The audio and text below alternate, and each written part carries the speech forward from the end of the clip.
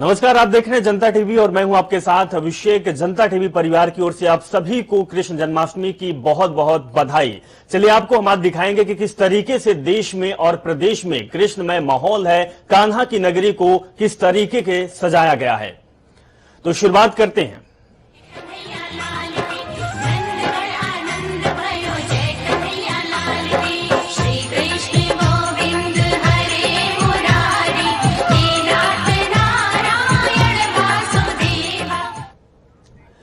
तो आज कृष्ण जन्माष्टमी है और इस बार श्री कृष्ण का जन्मोत्सव दुर्लभ संयोग के बीच हो रहा है, यानी कि अष्टमी तिथि और रोहिणी नक्षत्र के बीच जयंती योग में कान्हा सोमवार को रात 12 बजे जन्म लेंगे। इसी योग में कान्हा का जन्म द्वापर युग में हुआ था। ऐसा संयोग 27 साल बाद हो रहा है। यही नहीं, कान्हा के जन्म के वक्त सर्वार्थ सिद्ध योग तो होगा, साथ में चंद्रमा भी वृषभ राशि में होंगे।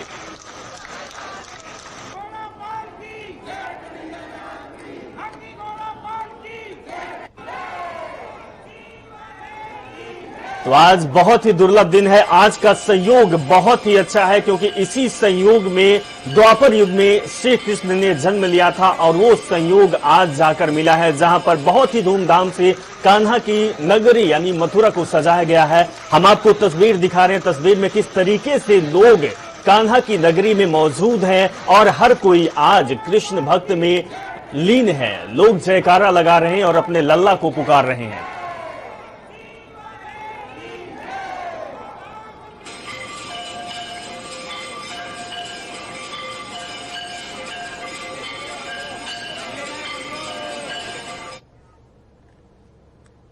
तो आज श्री कृष्ण जन्माष्टमी के मौके पर मुख्यमंत्री योगी आदित्यनाथ सभी प्रदेशवासियों को बधाई दी है। सीएम योगी ने ट्वीट करते हुए लिखा कि श्री कृष्ण जन्माष्टमी के पावन पर्व की समस्त श्रद्धालुओं एवं सभी प्रदेशवासियों को हार्दिक बधाई और शुभकामनाएं।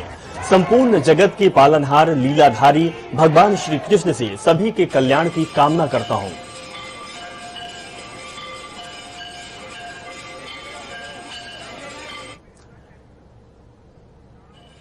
तो पूरे प्रदेश में आज अगस्त की जन्माष्टमी मनाई जाएगी और श्री कृष्ण जन्म स्थान सेवा संस्थान ने इसकी सभी तैयारी पूरी कर ली है। वह दूसरी ओर जन्माष्टमी को लेकर भक्तों में काफी उत्साह देखा जा रहा और इस मौके पर ठाकुर जी कौन सी पोशाक पहनेंगे उसकी तैयारियां कर ली गई है। और देखिए हमारी खास रिपोर्ट में कि किस तरीके से आज जन्माष्टमी का त्योहार मनाया जा रहा है।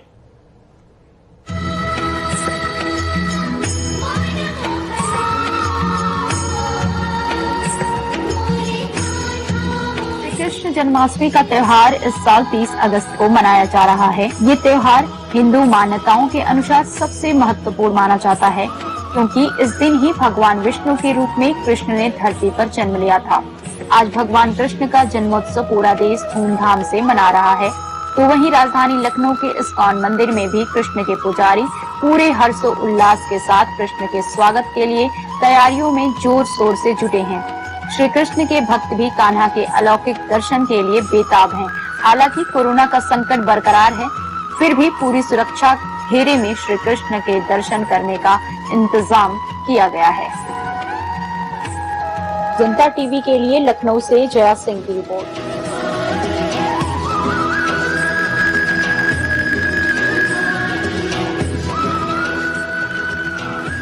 तो आज जन्माष्टमी का पावन पर्व है। इस पर्व पर हर कोई आज कृष्ण में दिखाई दे रहा है। चलिए, मुख्यमंत्री योगी आदित्यनाथ श्री कृष्ण जन्माष्टमी पर्व पर भगवान कृष्ण की जन्मस्थली यानी मथुरा में वो पहुंचेंगे। आपको बता दें कि मथुरा में होने वाले कार्यक्रम में सीएम शिरकत करेंगे। मुख्यमंत्री के तौर पर योगी आदित्यनाथ पहली बार मथुरा में श्री कृष्ण जन्माष्टमी समारोह में हिस्सा लेंगे। सीएम योगी आदित्यनाथ इसके साथ ही कल शाम को लखनऊ में पुलिस लाइन के कार्यक्रम में शामिल होंगे। वहीं श्री कृष्ण जन्माष्टमी के पावन पर्व पर आज सीएम योगी कान्हा की जन्मस्थली मथुरा में उनके दर्शन के लिए जाएंगे। जिला प्रशासन मुख्यमंत्री के इस कार्यक्रम को भव्य बनाने की तैयारी में लगा हुआ है। वहीं सीएम योगी आदित्यनाथ का मथुरा में करीब 2 घंटे का कार्यक्रम होगा। यहाँ पर वे संतों से मुलाकात करेंगे और साथ ही श्री कृष्ण जन्म स्थान पर कान्हा के दर्शन करेंगे। ब्रज तीर्थ विकास परिषद इस उत्सव के सांस्कृतिक रंग भरने के लिए 3 दिवसीय आयोजन कर रहा है। सीएम योगी आदित्यनाथ करीब 3:15 बजे मथुरा पहुंचेंगे। यहां पर सीएम श्री कृष्ण जन्मोत्सव पर उद्घाटन करने के लिए रामलीला मैदान जाएंगे। मुख्यमंत्री शाम 5 बजे तक मथुरा में रहेंगे और इस दौरान करीब 1 रामलीला मैदान, 1 घंटा मंच और 1 घंटा श्री कृष्ण जन्म स्थान पर गुजारेंगे। सीएम योगी आदित्यनाथ शाम 5 बजे मथुरा से लखनऊ के लिए रवाना होंगे, जिसके बाद शाम को 7 बजे लखनऊ में भी श्री कृष्ण जन्मोत्सव कार्यक्रम में हिस्सा लेंगे। बता दें कि लखनऊ पुलिस लाइन में हर साल श्री कृष्ण जन्मोत्सव को काफी भव्य रूप से मनाया जाता है, जिसमें आज सूबे के मुखिया योगी आदित्यनाथ भी शिरकत करेंगे।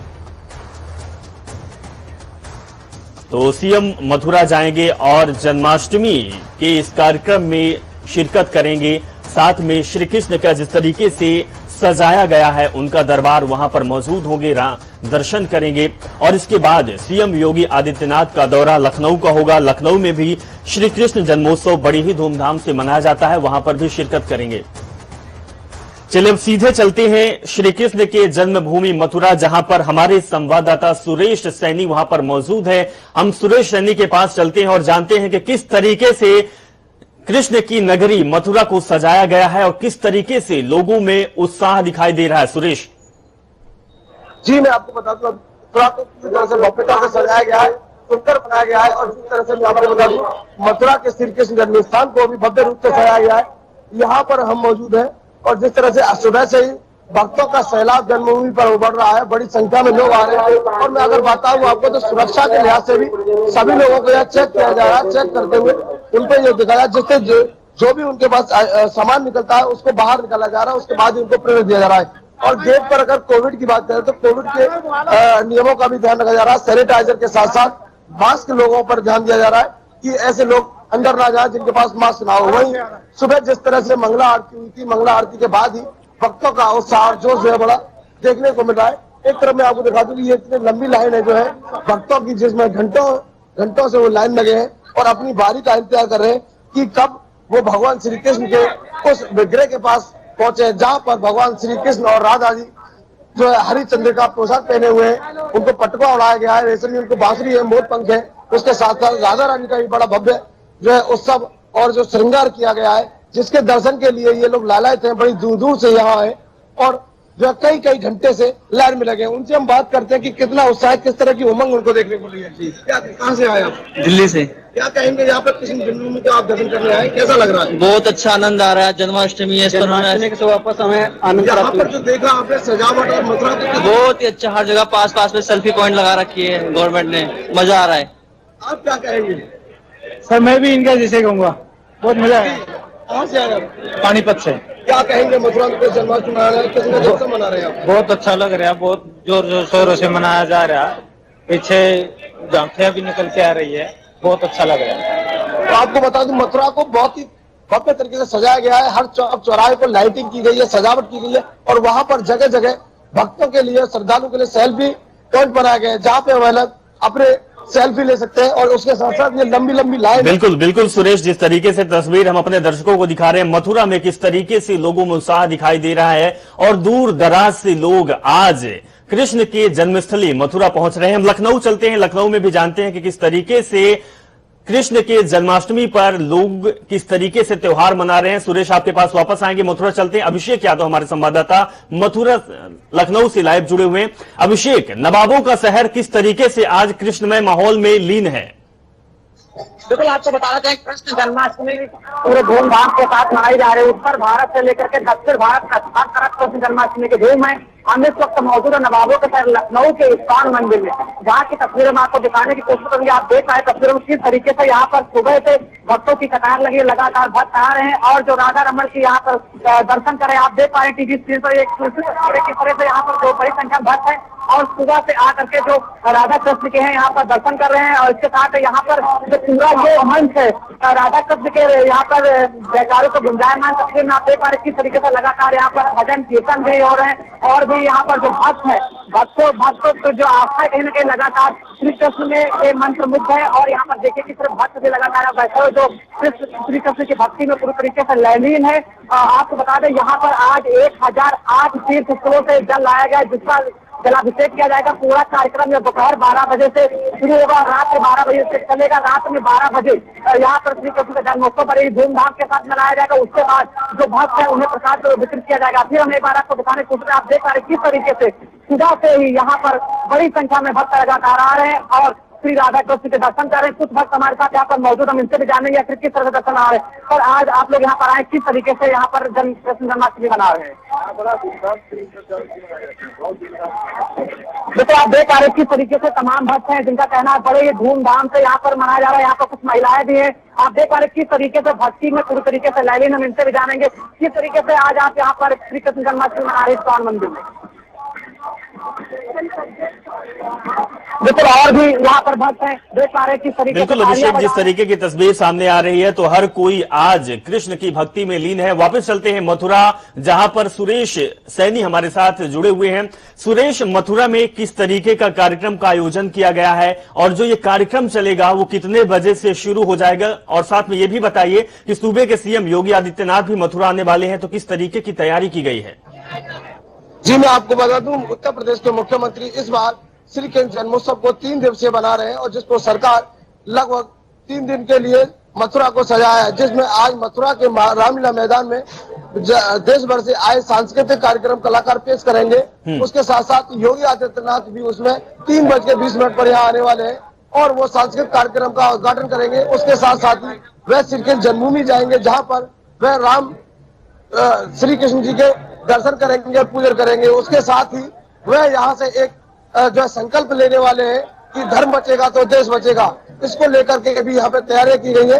जिस तरह से मैं आपको बताऊं, सुरक्षा का अगर इंतजाम पूरा है, वहीं कृष्ण जन्मभूमि प्रशासन के द्वारा भी पूरी तैयारी की गई है। बिल्कुल बिल्कुल सुरेश, जिस तरीके की तैयारी दिख रही है और जिस तरीके से लोगों का सैलाब दिख रहा है, तो वाकई आज हर कोई कृष्ण के भक्ति में डूबा हुआ है। हर कोई आज इंतजार कर रहा है कि कुछ ही पलों में, क्योंकि आज का दिन भक्तों के लिए बेहद ही खास है और कुछ ही समय बाद ये कहें कि सिलसिला चालू हो जाएगा। जब कार्यक्रम का आगाज होगा उसके बाद श्री कृष्ण का जन्म होगा। सुरेश और अभिषेक, बहुत बहुत शुक्रिया हमारे साथ जुड़ने के लिए, तमाम तस्वीर दिखाने के लिए, जानकारी साझा करने के लिए। तो आज पूरा माहौल आज श्री कृष्णमय है और लोग नंद गोपाल के जयकारे लगा रहे हैं।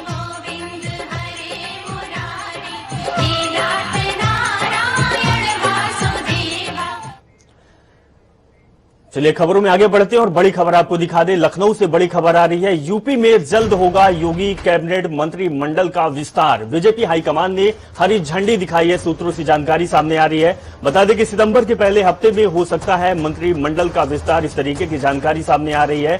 और 7 से 8 मंत्रियों को शपथ दिलाई जा सकती है। योगी जो सहयोगी दल हैं उन विधायकों को भी मंत्रिमंडल में जगह मिल सकती है। बड़ी खबर आपको दिखा दें तो उत्तर प्रदेश में योगी आदित्यनाथ मंत्रिमंडल के विस्तार को भारतीय जनता पार्टी हाईकमान ने हरी झंडी दिखा दी है। मंत्रिमंडल विस्तार सितंबर के पहले सप्ताह में होगा।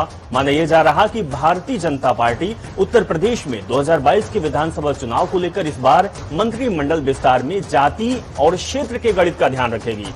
ये तय माना जा रहा कि 7 से 8 मंत्रियों को शपथ दिलाई जा सकती है, जबकि किसी भी मंत्री की छुट्टी भी नहीं होगी, क्योंकि चुनाव भी 2022 में आने वाला है। तो उत्तर प्रदेश विधानसभा चुनाव 2022 को लेकर उल्टी गिनती के बीच सितंबर के पहले सप्ताह में प्रदेश की योगी आदित्यनाथ सरकार मंत्रिमंडल का विस्तार करेगी। पार्टी के हाईकमान की हरी झंडी मिल गई है और साथ ही मंत्रियों को शपथ दिलाने की बात भी कही जा रही है। इस तरीके की जानकारी सूत्रों के हवाले से आ रही है। इनके सहयोगी दल के साथ कुछ विधायकों को मंत्रिमंडल में शामिल किया जाएगा। मंत्रिमंडल विस्तार में जाति समीकरण शीर्ष रहेगा, चाहे वो ब्राह्मण की बात हो, निषाद की बात हो या फिर गुर्जर समाज की बात हो, जाट की हो या पटेल समुदाय की बात हो। इस तरीके से मंत्रिमंडल का विस्तार किया जाएगा और जातीय समीकरण के हिसाब से योगी कैबिनेट का विस्तार सितंबर महीने के पहले सप्ताह में होना तय माना जा रहा है।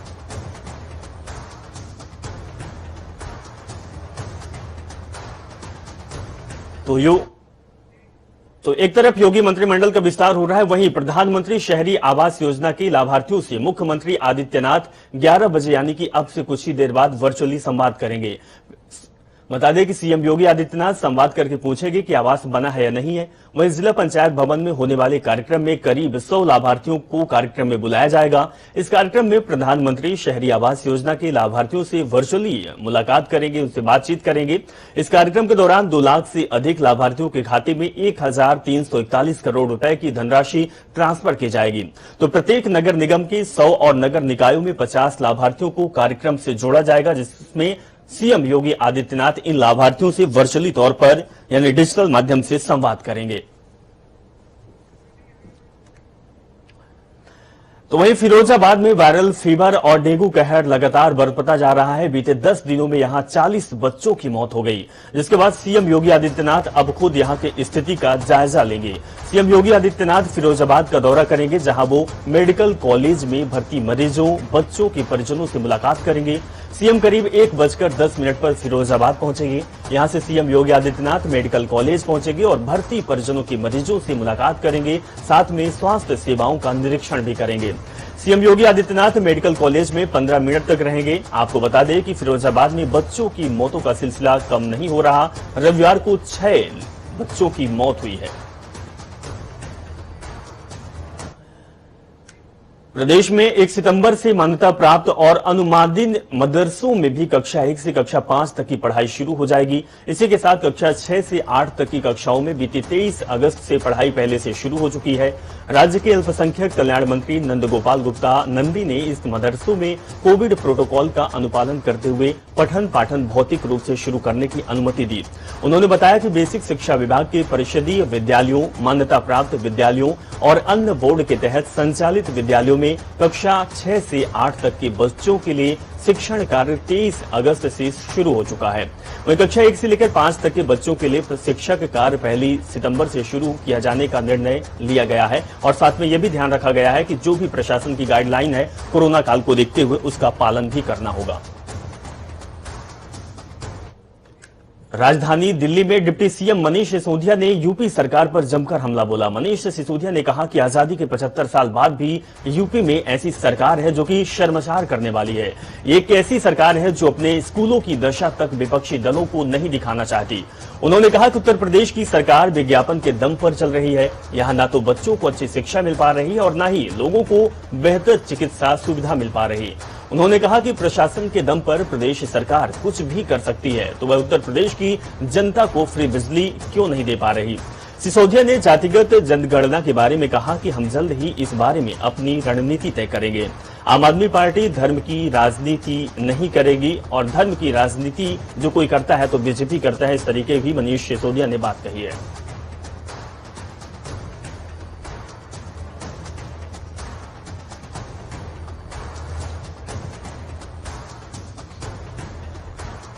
तो मनीष सिसोदिया ने यूपी सरकार पर जमकर हमला बोला है। उन्होंने कहा है कि उत्तर प्रदेश सरकार केवल विज्ञापन के दम पर ही चल रही है। काम न तो चिकित्सा क्षेत्र में है और न ही शिक्षा क्षेत्र में, केवल और केवल विज्ञापन पर ही योगी सरकार टिकी हुई है। फर्रुखाबाद में पूर्व सीएम कल्याण सिंह की अस्थि कलश यात्रा निकलेगी। इस यात्रा में सैकड़ों लोग शामिल हुए। यात्रा चिलसरा रोड पर गांव रामपुर ढपरपुर से शहर के मुख्य मार्गों से होते हुए पांचाल घाट गंगा तक निकाली गई। लोग जगह जगह नमाकों से अस्थि कलश पर पुष्प अर्पित किए। सांसद मुकेश राजपूत ने गंगा नदी में पूर्व मुख्यमंत्री दिवंगत कल्याण सिंह की अस्थियों को विसर्जित किया और उनको श्रद्धांजलि दी।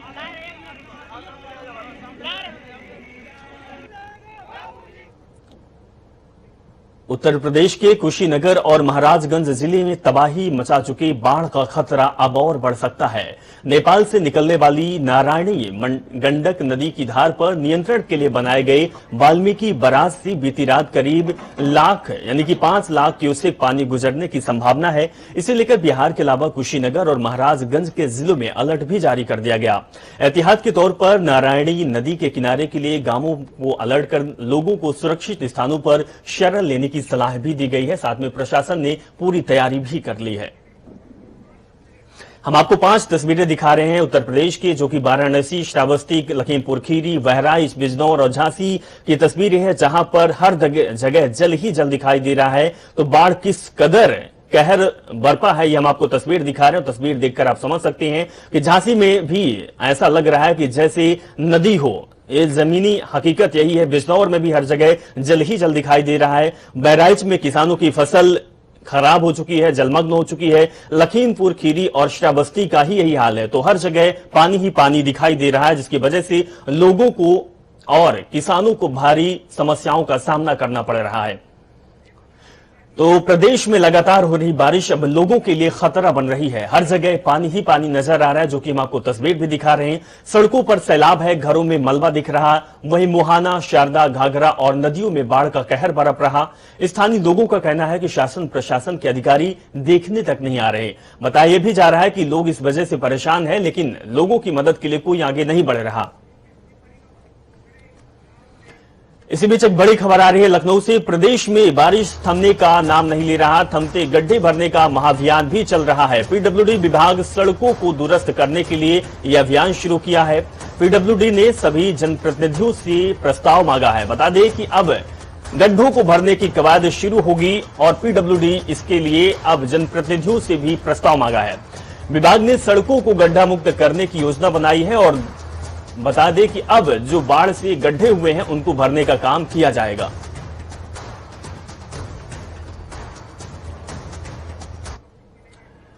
तो रुख करते हैं उत्तराखंड की खबरों का। मसूरी के कैप्टी फॉल में नहाते समय झील में डूबने से एक पर्यटक की मौत हो गई। सूचना पर पुलिस मौके पर पहुंची और किसी तरह झील से मृतक को बाहर निकाला गया। शव का पंचनामा भरकर पोस्टमार्टम के लिए भेज दिया गया। साथ ही परिजनों को भी सूचना दी गई। थानाध्यक्ष कैंपटी नवीन गुजराल ने बताया कि मुख्य झील के नीचे दूसरी बड़ी झील के पास नहाते समय एक पर्यटक डूब गया। स्थानीय लोगों ने इसकी सूचना पुलिस को दी। पुलिस जवानों ने स्थानीय युवाओं की मदद से झील के अंदर पत्थरों के बीच फंसे पर्यटक के शव को बाहर निकाला। बताया जा रहा कि मृतक अपने 6 दोस्तों के साथ कैंपटी घूमने आया था। घटना की जानकारी के सभी पहलुओं के आधार पर पुलिस अब जांच कर रही है और मृतक के साथियों से भी पुलिस पूछताछ कर रही है।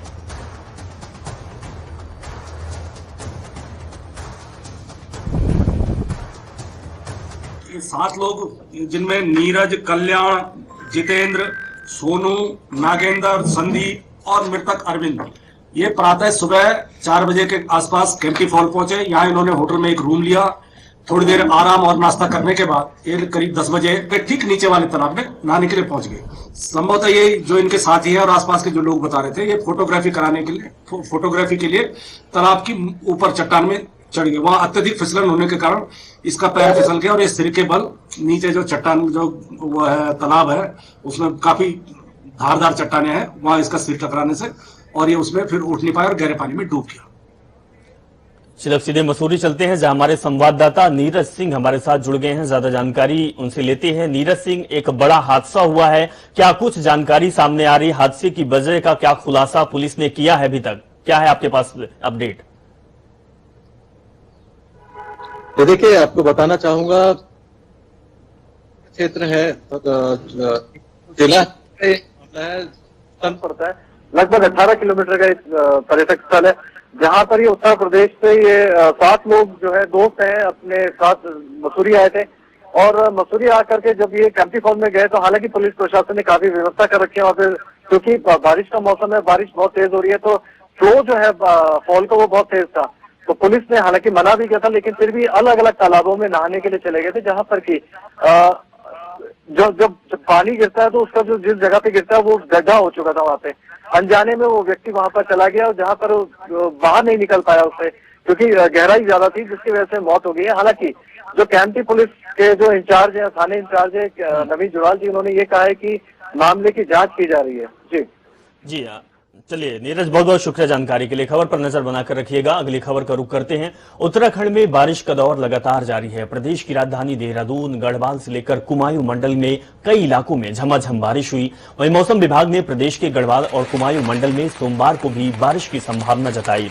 अनेक स्थानों पर तेज बौछारें और गर्जन के साथ बारिश की संभावना जताते हुए ऑरेंज अलर्ट जारी कर दिया गया। मौसम विभाग के मुताबिक उत्तराखंड की नैनीताल, चंपावत, बागेश्वर और पिथौरागढ़ जनपदों में कहीं कहीं तीव्र बौछार के साथ भारी वर्षा होने की संभावना है। वहीं कहीं पर आकाशीय बिजली चमकने के साथ गर्जन की भी संभावना जताई गई। वहीं देहरादून में गर्जन के साथ वर्षा भी हो सकती है। तस्वीर हम आपको दिखा रहे हैं अलग अलग स्थानों पे जहां पर बारिश का दौर जारी है और कुछ स्थानों पर भी प्रशासन ने अलर्ट जारी किया है कि आकाशीय बिजली गिर सकती है और भारी बारिश की भी संभावना है। ऋषिकेश में जाखर नदी पर रानी पोखरी में बने पुल के टूट जाने की सरकार अब धर्म संकट में आ गई है। एक तरफ दून ऋषिकेश के बीच यातायात बहाल करने की चुनौती है तो दूसरी तरफ जुटे पुल को फिर से शुरू करने की संभावना लगभग खत्म सी हो गई। ऐसे में नए पुल का निर्माण करना पड़ेगा, लेकिन पुल निर्माण का जो प्रस्ताव पहले से मंजूर है वह वन स्वीकृतियां न मिलने के कारण लटका हुआ है। अब सरकार पुराने पुल को ध्वस्त कर उसी स्थान पर नया पुल बनाने पर विचार कर रही है, क्योंकि नई जगह पर नए पुल के निर्माण के लिए भी वन एवं पर्यावरण मंत्रालय की मंजूरी जरूरी है। इसके अलावा नया पुल 2 लेन बने या फिर 4 लेन, शासन इस ओर मंथन शुरू कर दिया है। बता दें कि जाखर नदी पर बना जो पुल टूटा है उसके बगल में ही नया पुल स्वीकृत किया गया है। इसके लिए केंद्रीय सड़क निधि से करीब 1411 लाख रुपए की मंजूरी पहले ही मिल चुकी थी।